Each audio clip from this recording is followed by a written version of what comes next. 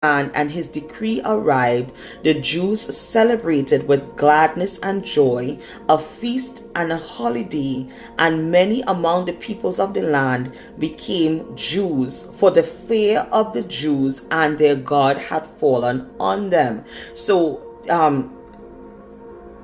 a benefit of joy is a trusting in the Lord, right? They had, and not only that, your enemies will fear God. Your enemies will fear you because of the joy that you have in the Lord. The joy that you have in God.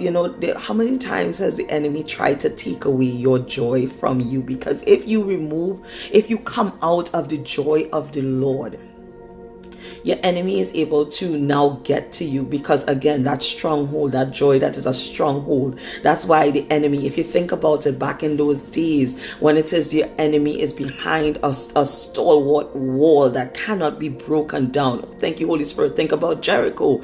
Remember, the way that God had to get them to be able to get into Jericho was to bring that wall down, right? So when it is you behind the barrier, the protection of the stronghold of the Lord, that joy, the joy is like a stronghold of the Lord. The enemy can't get to you when you're in that place. But if the enemy can shake you, get you to come out of the joy of the Lord, come out of that stronghold, come out of that place of protection, that's when it is the enemy can now get a hold of you, mess with your thoughts, mess with your joy, mess with your how you feel, mess with everything, right?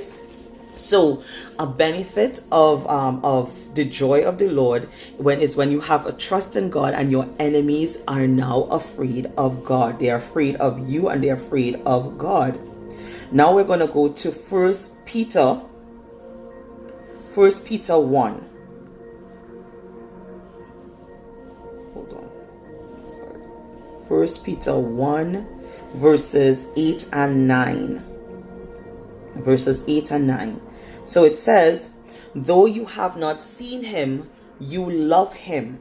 And though you do not even see him now, you believe and trust in him, and you greatly rejoice and delight with inexpressible and glorious joy, receiving as the result, the outcome, the consummation of your faith and the salvation of your souls. So a benefit of joy is faith.